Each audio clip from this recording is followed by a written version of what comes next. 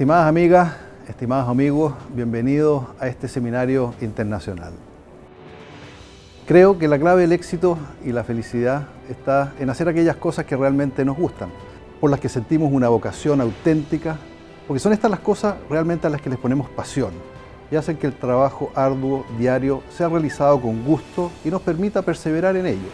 Como Banco BICE, queremos aportarles a cada uno de ustedes compartiendo en este seminario la historia que hay detrás y las que están escribiendo estas empresas que conocemos como Hidden Champions. Empresas que son extremadamente exitosas a nivel global y que muy pocos de nosotros conocemos. A este seminario invitamos a un expositor de lujo a nivel internacional, Hermann Simon, CEO de Simon-Kucher Partners, académico, autor de numerosos libros y artículos en diarios internacionales y revistas especializadas en negocios. Lo acompaña como moderador José Miguel Benavente, ingeniero civil y doctor de Economía de la Universidad de Oxford en Inglaterra. Les presento también a mi amiga Cornelia Sonnenberg, gerente general de acá Chile, Cámara Alemana, con quienes conjuntamente estamos ofreciendo este webinar. Muchas gracias, querido Alberto. Realmente nos encanta poder cooperar con ustedes en esta iniciativa común de la Cámara Alemana HK Chile y la consultora Simon-Kucher Partners, gracias a la cual tendremos hoy el placer de conocer a Hermann Simon, creador e impulsor del concepto de los así llamados Hidden Champions. Tal como los cientos de empresas que Hermann analizó para su importante trabajo, su misma firma de consultoría especializada en estrategias comerciales es también uno de estos campeones, totalmente globalizados con sus más de 1.400 profesionales en 41 oficinas a través de todo el mundo y rankeado como Top One en estrategia comercial, marketing, ventas y pricing. Así, su propio Hidden Champion, Simon-Kucher Partners, cuenta con un equipo incluso enfocado especialmente en América Latina, con oficinas en Sao Paulo, México y Santiago, que ya ha completado más de 500 proyectos en la región. Como a lo mejor se dan cuenta, hoy estamos en nuestras nuevas oficinas corporativas, a las cuales nos estamos mudando en las últimas semanas. Son un espacio que espero facilite la interacción, flexibilidad y trabajo de equipos multidisciplinarios, de una forma amigable para quienes trabajan en estos espacios, pero principalmente también para ustedes, espero, nuestros clientes que nos visiten en estas oficinas. La modernidad de una oficina no es incompatible con los valores tradicionales de una empresa exitosa, balance que por lo demás siempre hemos tratado de lograr en el BICE y que estoy seguro que estas nuevas oficinas nos ayudarán a perseverar en esto en el futuro.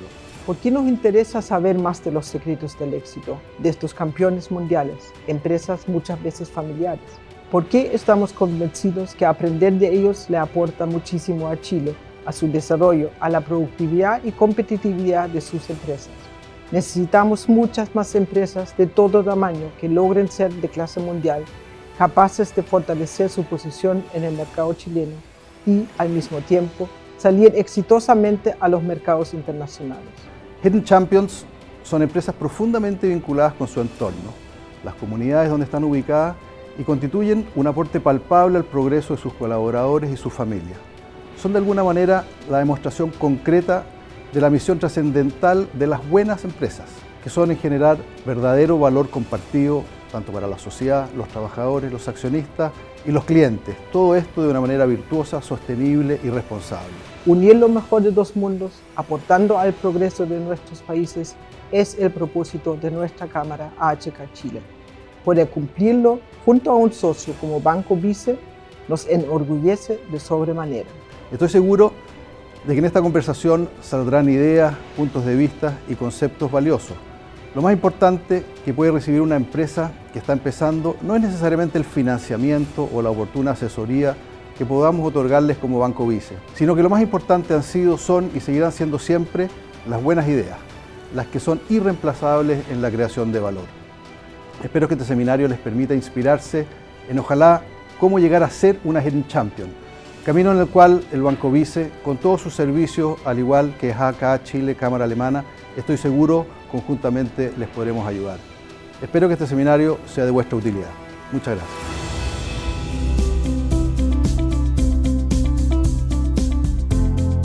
Good morning, everyone. Welcome to this fantastic event that we have today. This one organized by the Chilean-German Chamber of Commerce and the Banco BICE.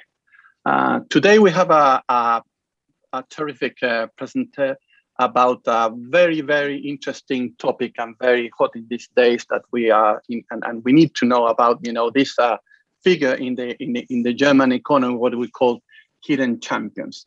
So today we have Professor Hermann Simon. He's the founder and honorary chairman of the Simon-Kucher Partners, and he's been previously professor in Harvard and MIT, and it's an honor for us to have Professor Simon today with us.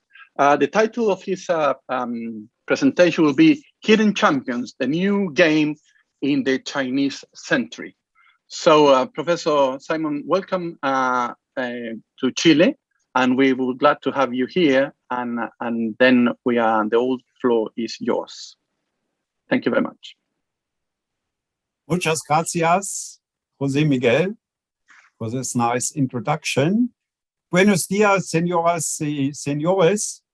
Pido disculpas por no haber dado esta conferencia en español.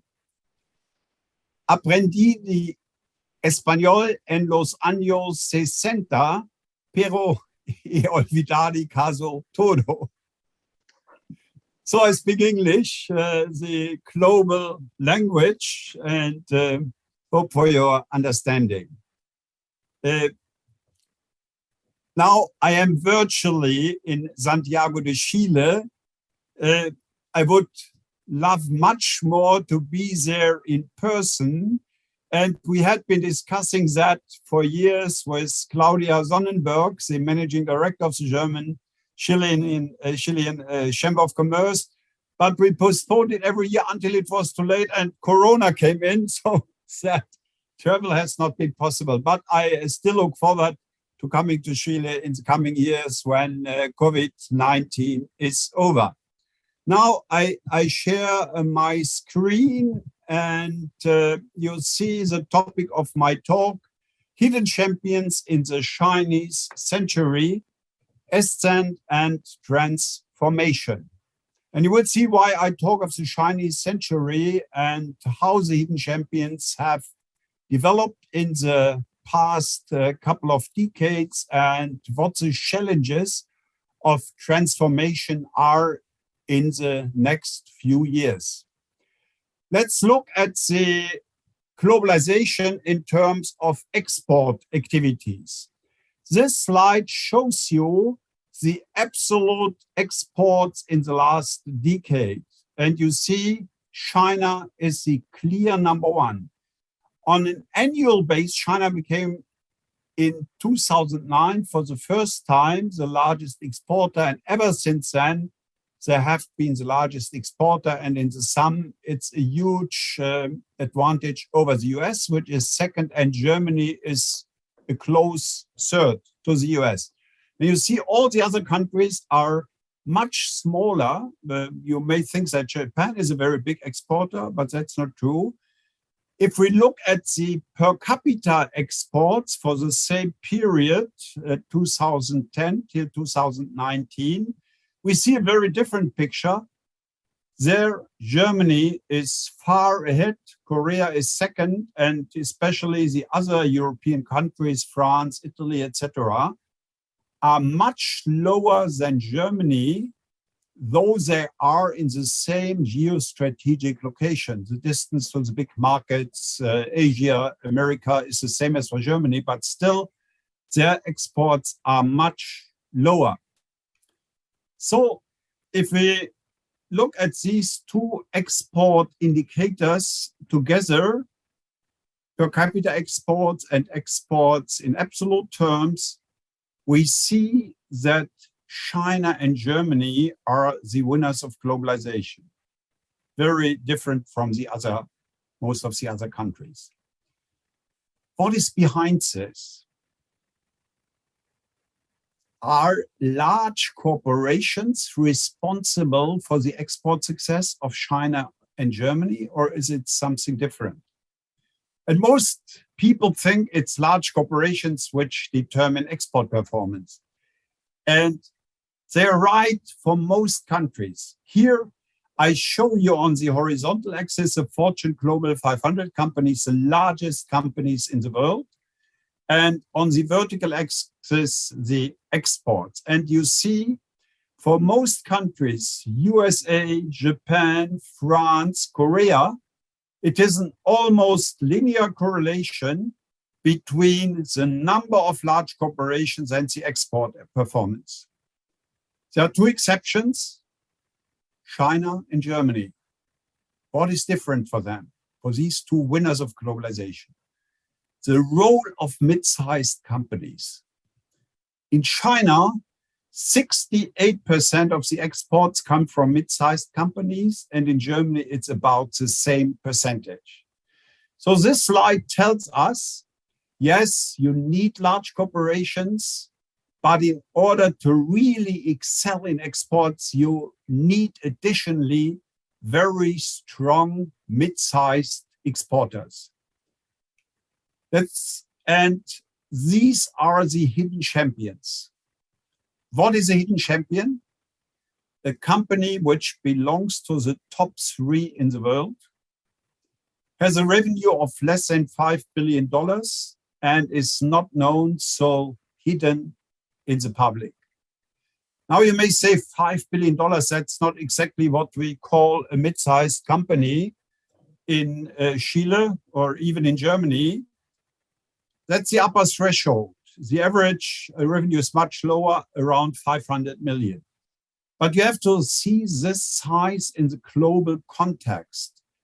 The Fortune Global 500 have an average revenue of 64 billion, and the smallest of them still crosses 25 billion. So we have here a new category of mid-sized companies, which we call Mittelstand in German,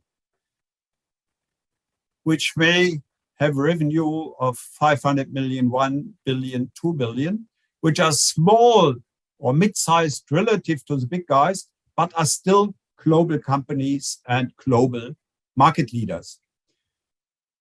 Now, if we look at the development of globalization in the last 30 years, we can distinguish two clear phases.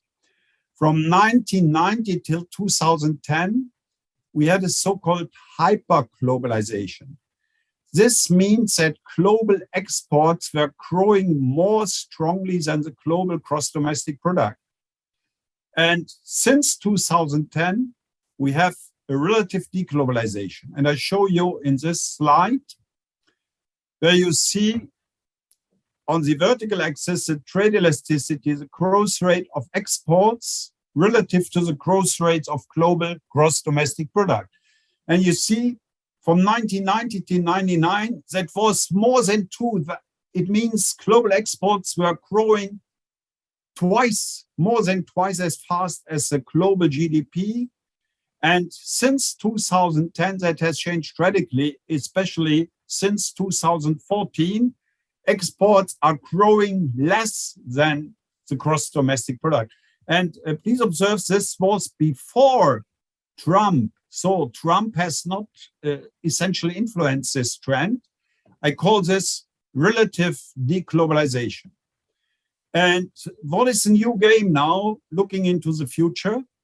Relative deglobalization is likely to continue globalization, but goods exports, which was the main indicator of globalization, will be substituted by foreign direct investments. We see a dematerialization of international exchange. So service exports are still growing more strongly than gross domestic product. Digitalization, export of data, technologies like remote deep printing all contribute to this dematerialization. In 3D printing, we have the data in one country, prints the product out in the other country instead of moving it from one country to the other. And I'm giving this presentation by Zoom. In the old world, I would have traveled to Santiago. So we will also see a relative reduction of travel, and instead Zoom and similar software. And this is not confined to presentations by professors. We just had one case where MAN, Energy Solution, started a power plant in China, purely digital, because the engineers could not go to China.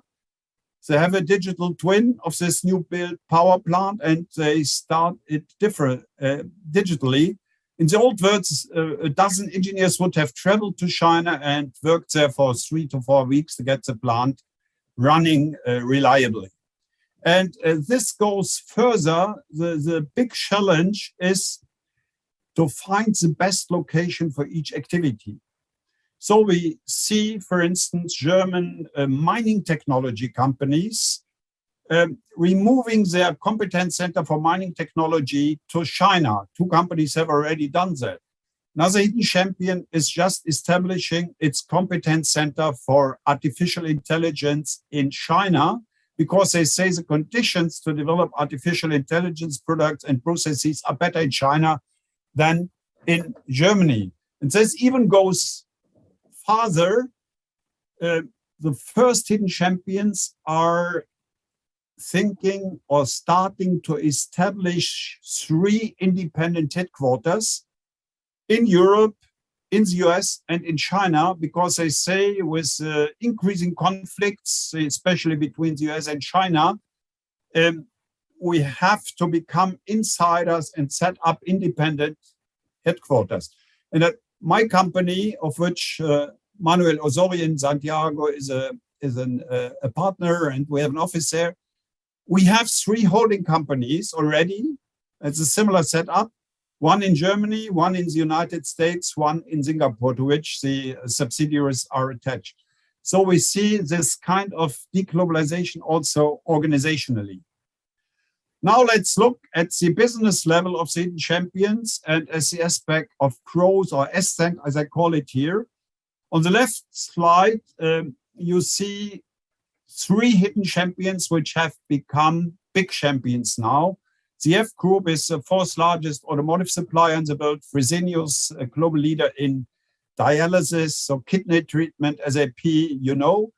These were companies in the range of about 2 to 3 billion 25 years ago, and now they are 10 times larger. And on the right side, you also see a couple of hidden champions which are just going above the threshold of 5 billion. These companies had around 300, 500 million in 1995. And we see the same growth pattern in the smaller categories. Here on the left, we have 3, Rational, which is a global leader in equipment for professional kitchens. Birkenstock, you may know, these health sandals. Egos is the global leader in bearings made from plastics. These were companies in the range of 50 to 100 million in revenue, and now they are approaching 1 billion. And on the right, Formula D, also our company, Simon-Kucher. And these were companies which were below 10 million 25 years ago and now are approaching 400 million. So the hidden champions have experienced a period, decades of ascent and growth. And the main driver behind this growth has been globalization. And we come back to this. Now, what are the pillars of the hidden champion strategy? The core is the ambition to be the best in their market. They achieve that through focus. Only focus leads to world class, innovation, and globalization. And all this is surrounded by new driving forces, especially digitalization and business ecosystem. And I will give you examples of all these driving factors of the hidden champions' success. Let's look at the ambition to be the best. Stihl, the global leader in chainsaws, says, either we are the best or we don't do it. We are the best or we don't do it. Mackevision, global leader in computer-generated imagery. Our ambition is to be the absolute #1 for computer-generated imagery worldwide. absolute #1 worldwide. DeepL, we deliver the best translations in the world. DeepL has been tested many times against Microsoft, Google translators. And usually with a, say, text from the New York Times, DeepL has 1 to 2 mistakes. The others have 8 to 10 mistakes. DeepL from Cologne, Germany. Ambition to be the best. That is the entrepreneurial driving force. This slide slipped into the wrong place because I wanted to show it behind the others. I don't know why it's there now. Just to give you some numbers of Chile, exports 71 billion, number 44 in the world in exports, per capita exports $3,750. The German number is about $18,000 as the #1. But what is interesting under the Hidden Champions aspect is that Chile is the #1 exporter in many products, in copper ore, in molybdenum ore, pitted fruits, etc. And I think that is a starting base if you do not only sell the raw material, but go deeper in the value chain and create higher value products from these raw materials. Lithium is even not shown here, so the largest lithium company, SQM, is also in Chile. So we go back to the strategy of the Hidden Champions. The second pillar was focus. Again, a couple of examples. TeamViewer, global market leader in screen sharing. We focus on online collaboration and remote support worldwide. Nemetschek, global leader in software for architects and engineers, focus on one thing and be the world's best at it. Flexi, world market leader in retractable dog leashes. We only focus on one thing, but we do it better than anyone else. This is a seemingly simple product. It's actually not that simple. And Flexi has a global market share of 70%. Only focus leads to world class. But focus has a disadvantage. It makes a market small. If you sell retractable dog leashes only in Germany or in Chile, that's a very tiny market. How do you make it big? By globalizing. And this slide shows you the globalization of Kärcher, the world market leader for high-pressure water cleaners. They started in the 70s, and ever since then, they have added 1 or 2 countries to their global network. And they are in all these countries with their own subsidiaries. That's a core element. They do not go through distributors, etc. They do it through their own presence in these markets. And here we see a big difference between German and Chinese hidden champions.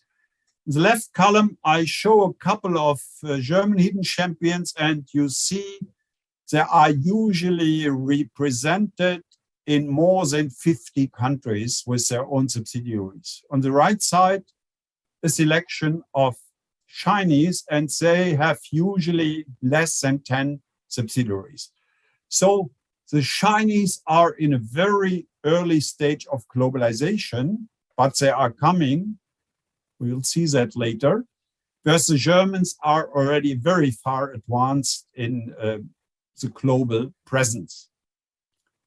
Now, the new rules of the game and driving forces, obviously innovation, more important than ever, digitalization, business ecosystems, and sustainability.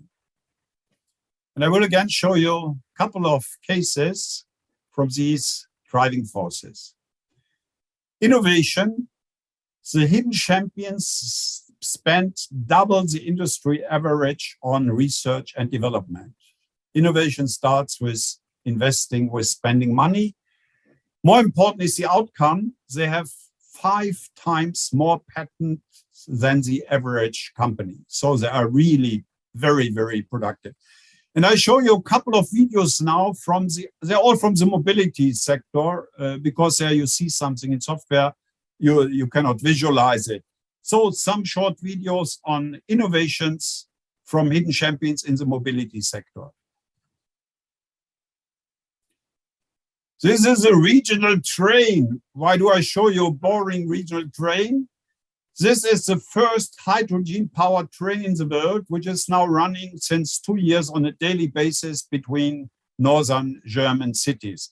The first hydrogen-powered train in the world.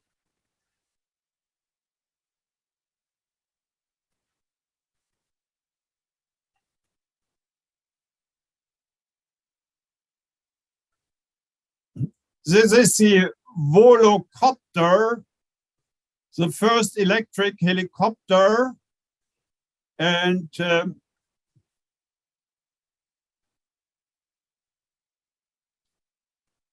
Volocopter, this was a maiden flight in Stuttgart. Volocopter just got projects from Singapore, Dubai, to create the first autonomous air taxi system. That will take a couple of more years, but it's on its way. Volocopter.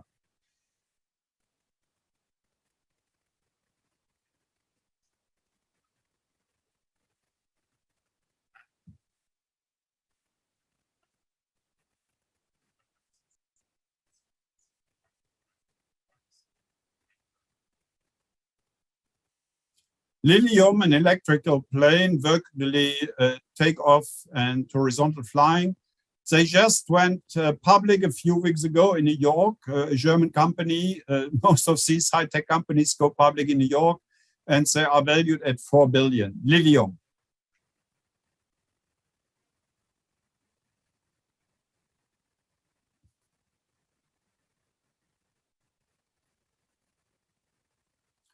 This is the first hydrogen-powered plane in the world. It can seat 4 people, including the pilot, and you saw it taking off from Stuttgart Airport. And this is not a product, but a demonstration project, the flying pigeon from Festo. Festo is a global market leader in pneumatics, a core element of automation. And when I travel through the world, especially in China, and visit factories, I'm always asking, do you have Festo in your factories? The answer, 100% of every factory has Festo products. And here they demonstrate their technical capabilities. Now, if we compare Chinese versus German hidden champions, we see a very important difference. I show you here the number of research and development employees for a selection of Germans and a selection of Chinese. And you see the Chinese employ much higher numbers in R&D. Let's, for instance, compare Carl Zeiss, a global leader in optical products, have 3,100. Hikvision, global leader in security cameras, have 9,300. And I think that is a real challenge or danger for the Germans. And it reminds me of an old story. In 2004, I visited Nokia in Germany. Jose Miguel, do you still remember Nokia? At that time, Nokia was the one and only in mobile phones with a market share of close to 50%. It was the most arrogant company I've ever visited. They said, we are invincible. Nobody knows as much, has as many people in research and development. And at that time, they had 19,000, huge number. 3 years later, in 2008, I attended a speech by the CEO of Huawei for the New Delhi, India. And he said, we have 52,000 employees in research and development. And you know what has come out of this constellation? And here I see a real danger, Chinese century. They are not advanced in globalization, but they invest very, very heavily in research and development. And this is a very interesting slide. It shows 10 leading countries. Now, in 2004, China is coming, the violet, pink. In 2012, they're overtaking Germany. 2016, they overtake Japan. And today they are number one. And these are international patents, not low-value patents registered in China, international patents. Digitalization. Here I distinguish between B2B, so industrial, and B2C, consumer digitalization. In B2C, that's a purely American and Chinese game. Germans do not play a role and will not play a role. Industrial processes are much more complex than consumer processes, and there the hidden champions are very often leading. To give you a few examples, I mentioned TeamViewer already. Remote screen sharing, their software is installed on more than 2.5 billion devices. You probably have never heard of LSTM. That stands for long short-term memory. That is the software behind Siri of Apple or Alexa of Amazon. It's installed on more than 3 billion smartphones. LSTM, invented by Professor Schmidt-Huber from the Technical University of Munich. DeepL, I mentioned already, is the best translation system in the world. Celonis is a global leader in so-called process mining, valued at $11 billion. In autonomous driving, 40% of all patents over the last decade come from Germany. And just to give you a case of a small hidden champion, MK Technology, that's a company with 25 employees, and they make special systems, very high tech, for so-called investment casting, and have sold 6 of these systems to SpaceX, the rocket company of Elon Musk. And these 6 MK systems replace 1,000 3D printers, large 3D printers. And on these MK systems, the combustion chambers for the Mars rocket of SpaceX are manufactured. So we see excellent companies in the B2B digitalization space. And I go back one because I would like to ask Jose Miguel to guess, how many suppliers does Apple have in Germany? Unmute, Jose Miguel. Yes. How many suppliers does Apple have in Germany? Don't know. Between 20, 40, something like that? Yeah, that's what most people think. Here is the actual number. 767. LSTM is one of them. I mean, it's unbelievable. You would not know any of these companies. But you also have to consider that in an iPhone, there are more than 800 patents. So behind the visible, so in the hidden area, these hidden champions are very strong, even in digitalization. Very important new driving force, business ecosystems. These are corporations of independent companies which together achieve something which an individual company could not achieve. Here I have a big business ecosystem, extreme ultraviolet lithography, EUV for short. The customers for these systems, which cost billions, are the foundries and the integrated device manufacturers, Intel, Taiwan Semiconductor, etc. And ASML makes these systems, and they have 2 key partners in the ecosystem. Trumpf, which is a global leader in industrial lasers, they contribute the laser. This laser has 450,000 components and weighs 17 tons, the laser alone. And the optical system of size is equally complex. So this ecosystem has a monopoly. Nobody else in the world can make these. It's a hot political issue because Americans tell them not to deliver to China. They have practically a monopoly for these EUV systems to make the chips smaller and smaller. I mentioned MK Technology Investment Casting Systems. This is now a small company which achieves remarkable things.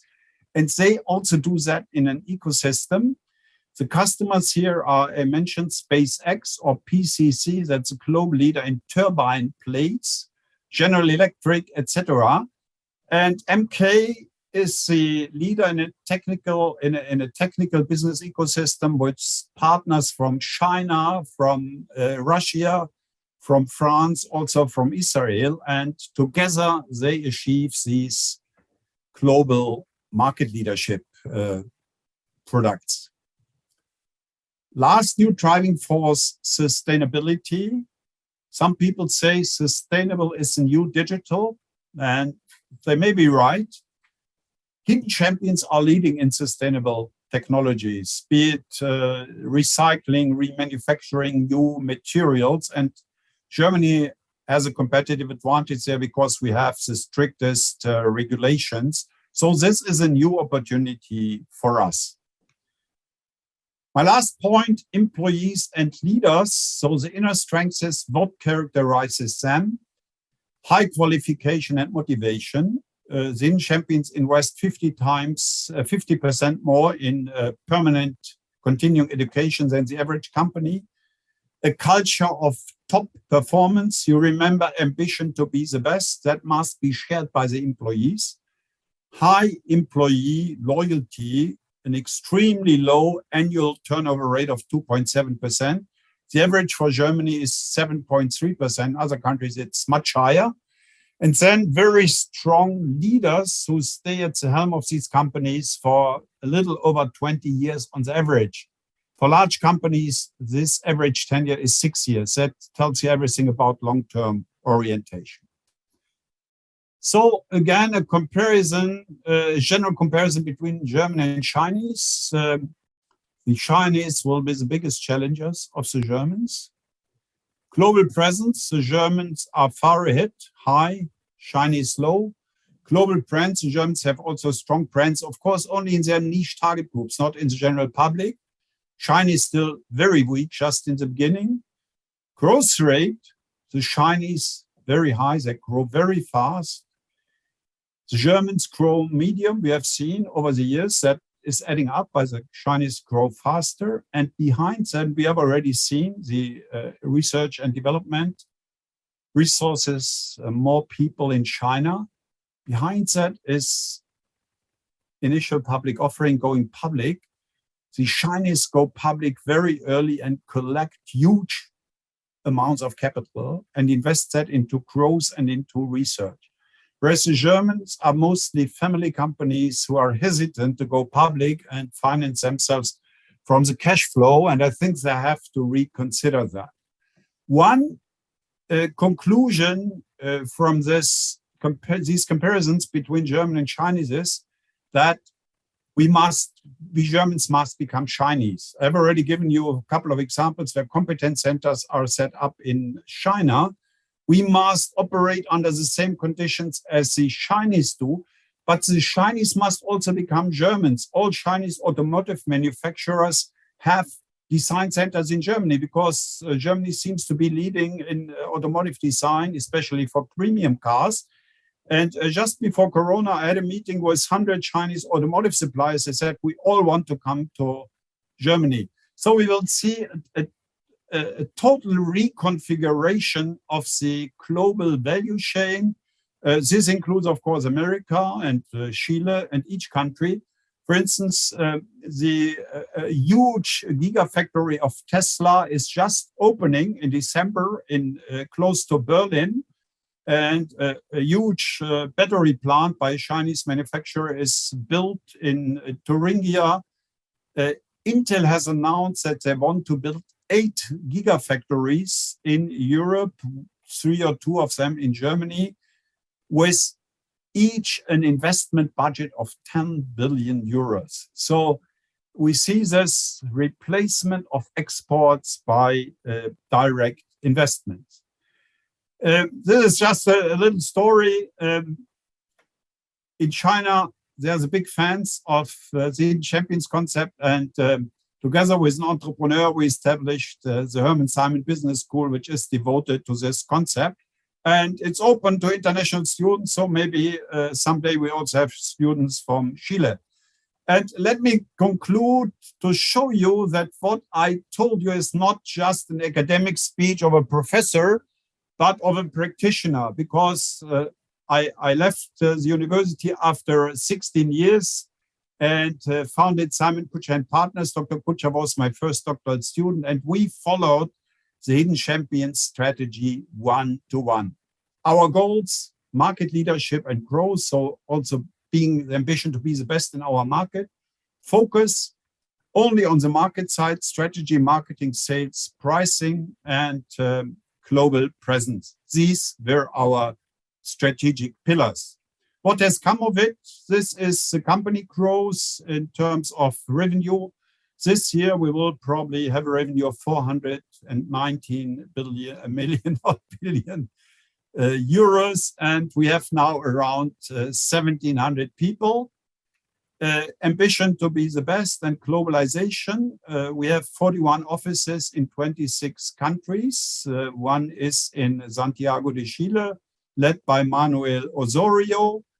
And ambition to be the best in a couple of countries in studies there. We have been recognized continuously as the number one in our focus field, marketing, sales, pricing, branding, etc. But we are not in the other field. We are not in cost cutting, in restructuring, etc. Focus, only focus leads to world class. So I can tell you from my own experience, the strategy works. And here are our guys from Santiago and from Latin America who are happy to help you when you have a problem in our focus area. So that was it. Let me summarize. Globalization evolves from exports to foreign direct investments. Finding the best location in the world for each activity is a new big challenge. The hidden champions have the ambition to be the best. Only focus leads to world class. Avoid diversification.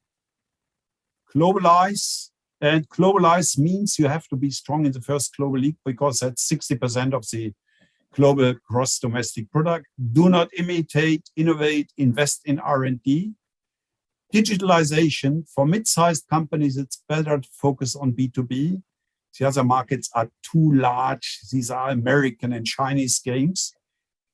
Business ecosystems are becoming more and more critical to master complexity. Sustainability can become the new digital. And on the employee side, create a culture of high employee loyalty. That is, I think, the most important among the employee and cultural aspects.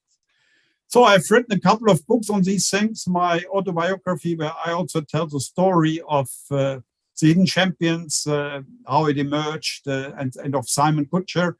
And Hidden Champions, the new game in the Chinese century, just appeared in German and will appear in 3 months also in English. So thank you very much for your patience and attention, and I'm looking forward to our discussion. Well, thank you very much, Professor Simon. That was really, really interesting. I think it's really, really interesting about this institution that you call, the hidden champion, which is, I think, is very relevant in all the figures that you have shown to us. So I have a few questions. Probably I'm going to start asking you a little bit about this hidden champions, giving your experience in Germany. The first one is how these firms emerge. What I mean about that, because some of them, you may think they are very old and tradition, have moved through time and rearranged and changed in a certain way that have, became champions, especially starting, I think, in Germany, and then following what you've said, looking after new markets. I'm thinking, I don't know the German ones, but I'm thinking of Nokia, for example. Nokia started on the forestry sector. I have changed in a little bit, adapting, incorporating R&D, etc. But if you see when Nokia was founded until today, have almost 100 years old.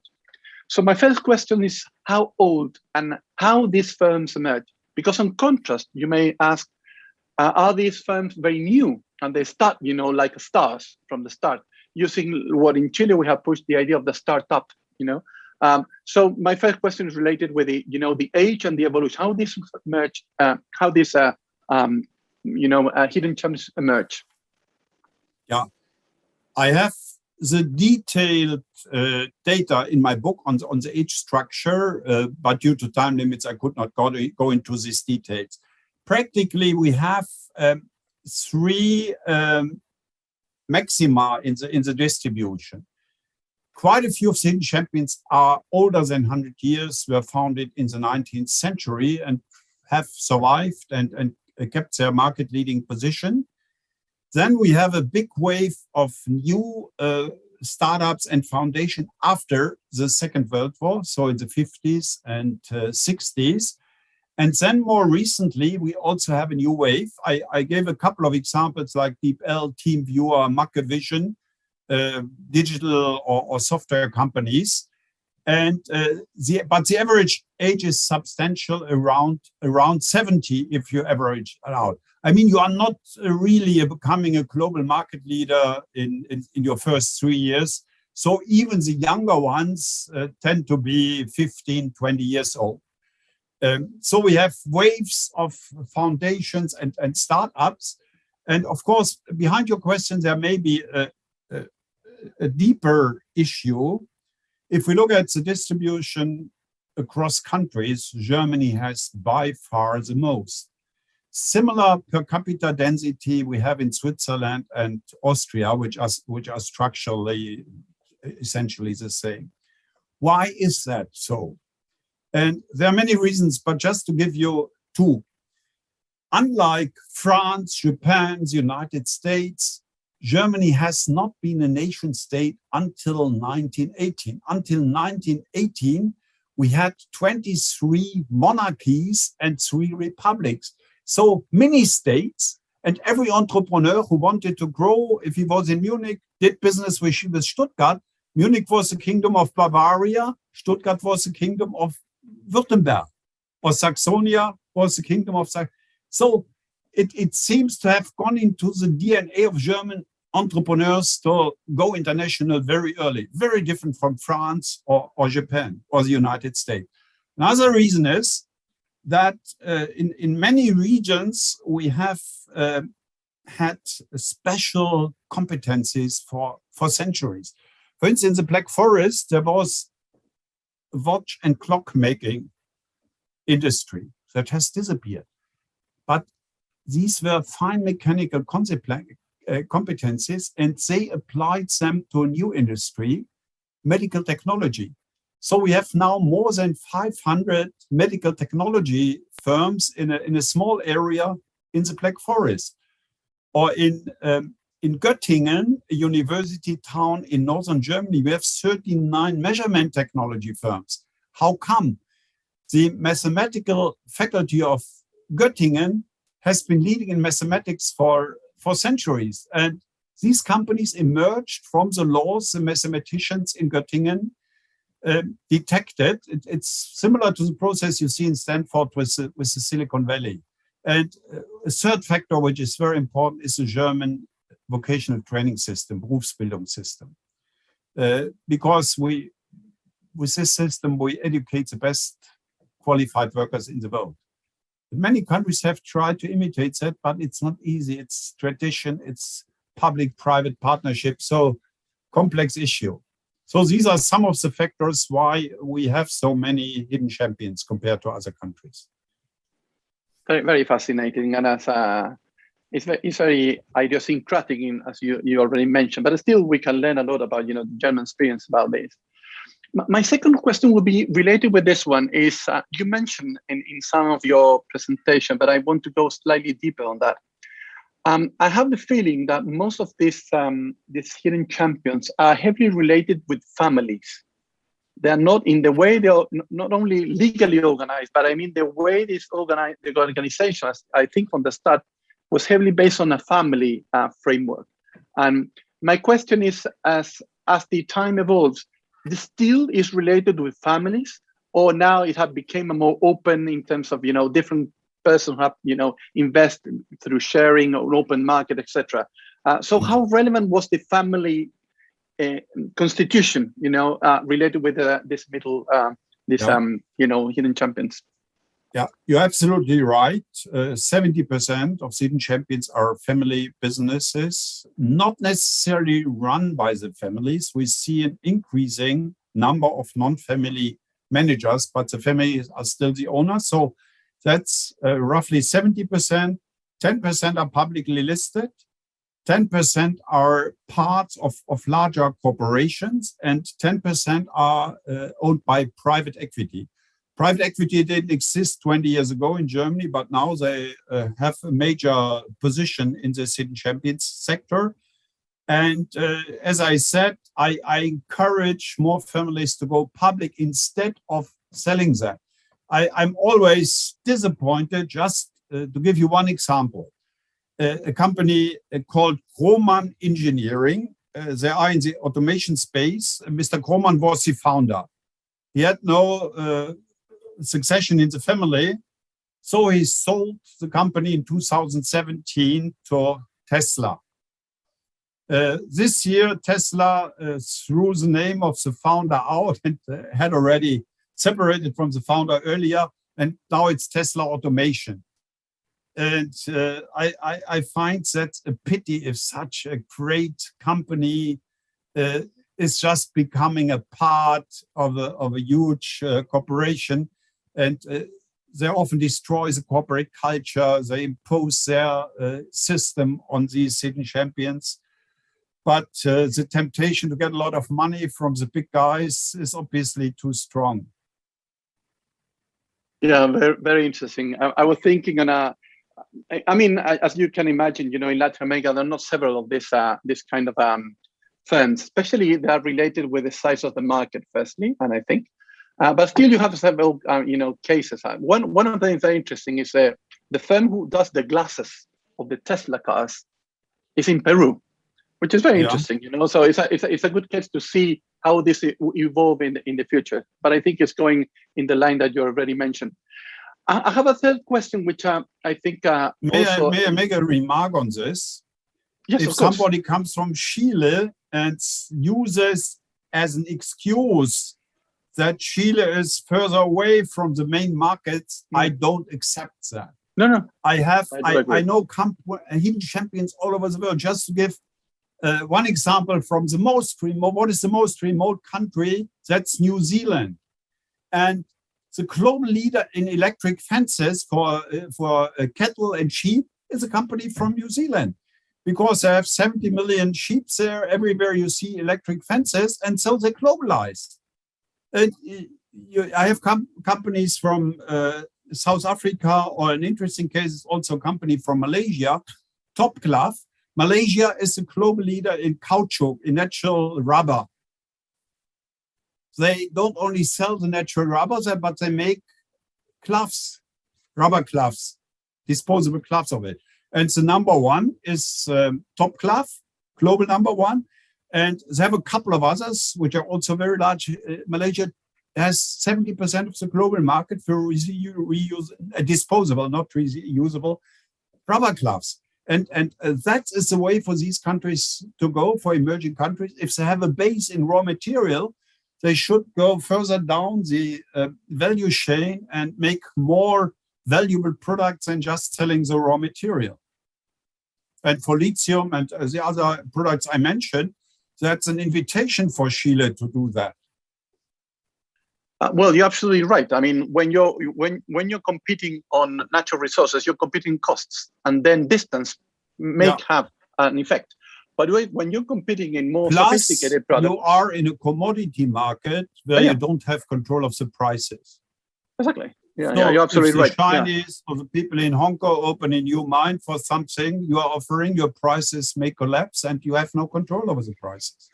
Exactly. If you sophisticate, you go lower, as you said, more sophisticated, more intense in knowledge, more intense in R&D and innovation, then you became, cost. It's not you're not competing cost. You're competing, on the final market. Yes, exactly. Yeah. My third question related with the experience you already have and showed about the hidden champions is and which is very interesting in Chile is especially under the current conditions is the role of the state. In a more dynamic view, as you already mentioned, they have evolved, some of them 100 years, some of them only 40 post Second World War, and a few other ones in the last 10 years. What have been the role of the state, if the role has played any role? I'm thinking on, you can think on the financial area. You have, a development bank, very known in Germany. You also have, in the providing of, as you already said, Göttingen University in terms of, human capital formation, which I think is very, very relevant as well. In terms of ruling of the game, setting, the rules of the game and competition. If there are any dimensions that the state have played, if so, in terms of, that could, this kind of firms like, this hidden champions have emerged. Yeah.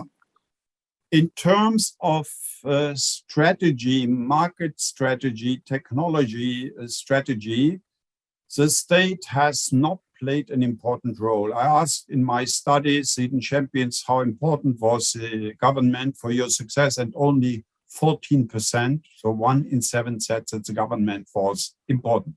But there are certain areas, and you touched one. One is education, especially the vocational training, where the German dual system, the vocational training schools are run by the government, and the apprentices are employed by private companies, get a modest salary. And this combination of practical and theoretical education, I think, is, as I mentioned already, is one of the pillars.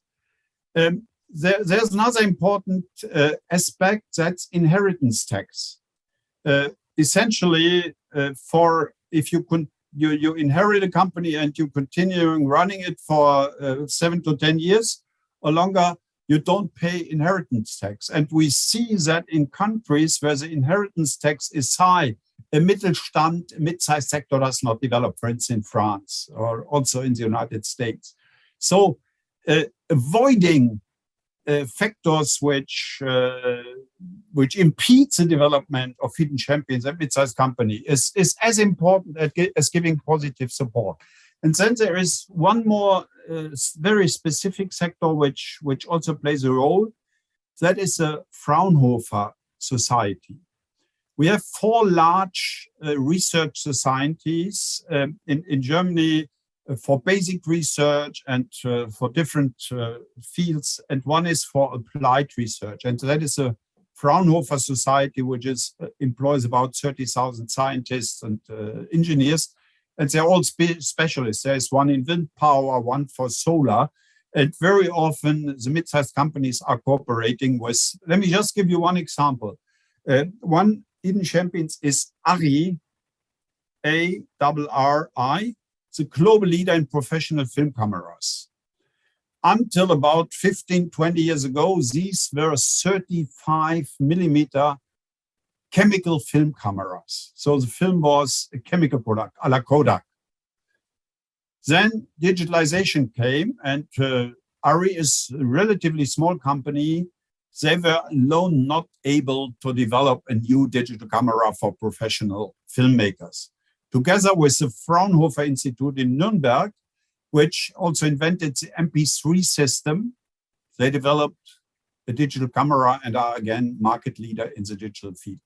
So there are certain areas, vocational training, this applied research where the government plays a role, but not for market development in other countries, also not for finances. That may help in certain phases, but in general, it's not critical. Finance does not help you if you don't have the technical competencies and the marketing competencies to develop the market in China or in Latin America or wherever it is.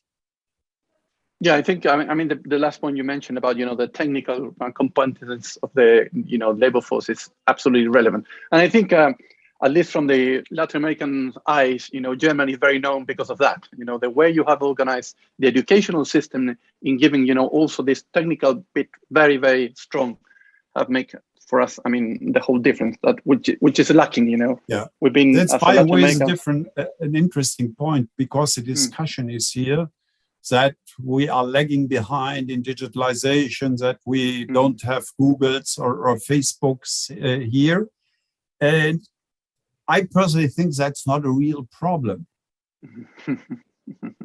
It's, if you look at the old world, we did never play a role in consumer products. We don't have a Coca-Cola, a Procter & Gamble. We don't have a McDonald's or a Starbucks or Marriott, etc. But we are very strong in industrial products. And if we can conquer or defend the same position in the digital world, that we are leading in industrial digital processes and product, that's fine. We are a small country. I mean, Germany is 1% roughly of the global population, so we cannot cover and serve every market. And the mass markets in digitalization, again, an example, Uber tested its system in San Francisco for a couple of years. When it worked, they rolled it out to all American large cities. If you do the same in Berlin, you develop your system there and roll it out to Europe, you have to overcome 27 bureaucracies and languages. You don't set the standard with a German base in the mass markets. That's absolutely right. Simple. Yeah, I very agree. Let me move you to a new dimension in terms of on thinking now on more on Chile and in Latin America in general. Given your experience about this hidden champions, which I think is very, very interesting as a case. If someone from the audience today is listening to you about the old experience and the cases that you already shown, and he have the intention to move in that direction, giving the tips you already said, which are the first steps that someone, if we want to go in that direction, should do? For example, I mean,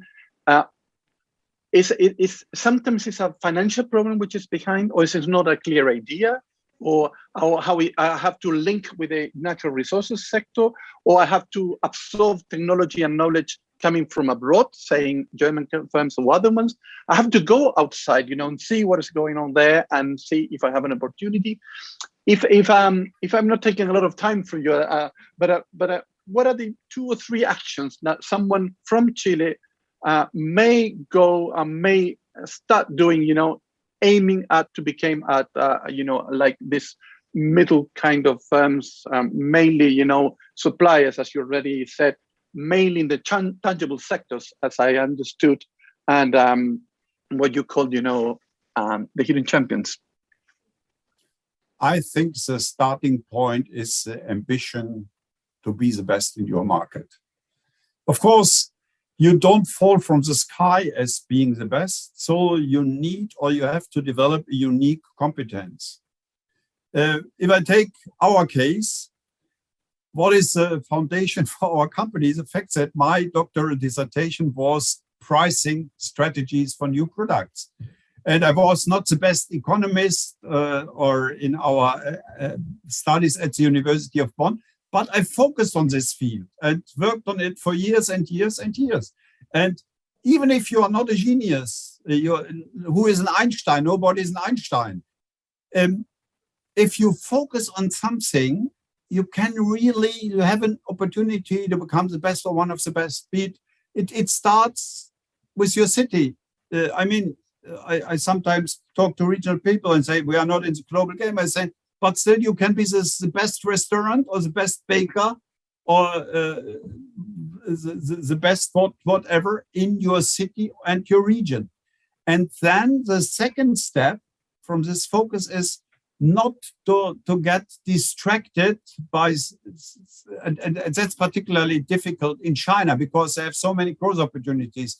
Then they want to go into real estate, into another business. By the way, that is a problem of many successful entrepreneurs who have success in one field that they think they can do everything, but in another field, somebody else is the best one. So there it starts. And of course, you are not starting as a global company.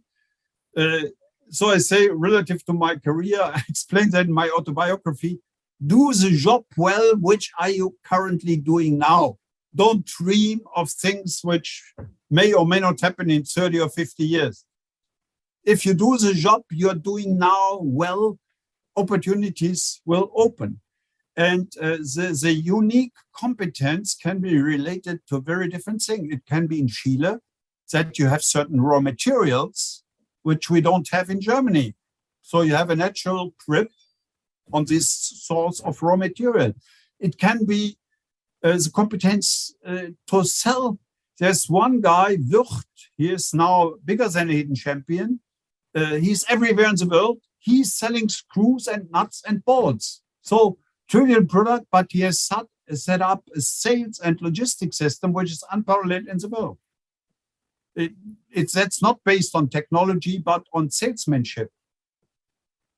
And so you have to find out what your unique competence is, or which unique competence you can develop. It's a discovery process. If you had asked me 30, 40 years ago whether I would be honorary chairman or retired or 3/4 retired of a 1,700 people company, I would say, are you crazy? I am a professor. 30 years ago, I was still a professor and didn't even think. But then we started it small and we saw it work, and so it's developed. Great. Let me just finish with a couple of questions, if you don't mind, Professor Simon. I will call you professor anyway. I mean, you're still a professor. You're a professor for life. Now moving a little bit to the future. I mean, the COP26 have just finished in Glasgow. Probably not on the direction that everyone wants, but given and also you mentioned a lot there's linkages and what's going on in China and US and Europe. What do you foresee in the future for this kind of firms in terms of given that now the rules of the game are different? Not only the digital issue that you already said that is very relevant for the context, but also people are more concerned about what's going on with the earth, what's going with the sustainability in the terms of more the ecological side. What do you see in terms for this kind of firms? And I will divide in two parts. In general, so what's the challenges? So you already said something about the Germans and the China, but now my second bit will be more related with countries like Latin America. What do you foresee about what is going on in the world these days? In general, I am optimistic for these firms, especially if they meet the Chinese challenge, which means for me becoming Chinese. So working under the same competitive conditions as the Chinese, or even taking advantage of it. Just to give you an example, I mentioned Trumpf, the laser company. They acquired in 2013 the largest laser company in China. And they run it as a second brand, lower priced. So that's a smart strategy. And their site in China is now their biggest operation in the world, their biggest plant in the world, this second brand company. But there are certain sectors, like all the companies which are in combustion engines, which I call sunset industries. They must find a totally new and totally new business, otherwise they will go under. And that is a substantial share of the German hidden champions who make products which are related to combustion engines or gears, etc., which are no longer needed in electric cars or hydrogen cars. So it's very differentiated. When it comes to Latin America, I see the main challenge in education. Not so much for Chile, but for a country like Brazil. Even for Europe, that's a challenge relative to the Asian countries. But Latin American countries must upgrade their competence and education level. And for Chile, of course, I see big opportunities in the raw material and going further down the value chain. And I think that seems to be a little critical with the integration and investments of foreign companies. when I think Albemarle is also a US company. Is that right? Or is that a Chilean company? SQM is Chilean in lithium. And Albemarle is also Chilean? No, it works in Chile, but it's not Chilean.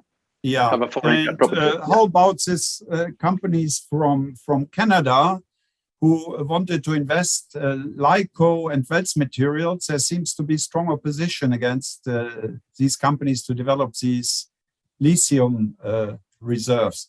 So I think you should be open. You should invite international investments. We have given advice to many Chinese industrial parks how to attract investors. It doesn't matter whether the headquarters is in your country. What matters is that the value is created in your country, that the competencies are brought to your country. And one factor I cannot judge where Germany has a major weakness is attraction of top talent from all over the world. We have it in our football teams. Bayern Munich has probably 11 players from 11 different nations. But in our universities, in the companies, we are lagging behind, and the Americans are beating us on that front. And that's probably similar for South America. And with our demographics, we need many young talents. We have a lot of immigration, but not well-educated people, mostly from Middle East, etc., which don't help us on the qualification level. There's a challenge is that we integrate them better and educate them better. Well, I think have been fascinating your presentation, Professor Simon. And I think normally in Chile, when we speak, about, in Spanish would be pymes, which is small and medium-sized firms. Normally we tend to focus on the small side. And normally we miss the middle side firm in the name.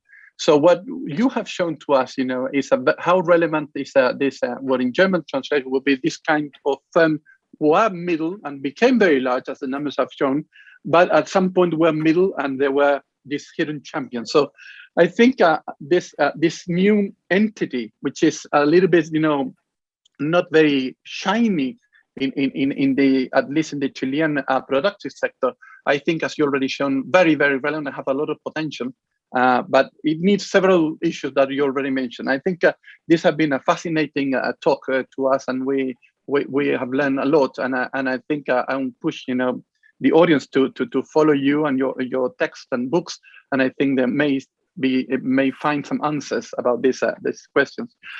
I wish to express our gratitude and thank you very much, Professor Simon, for being with us today. And I think it's and we will continue, this line of arguments. I think is very relevant for a country like Chile.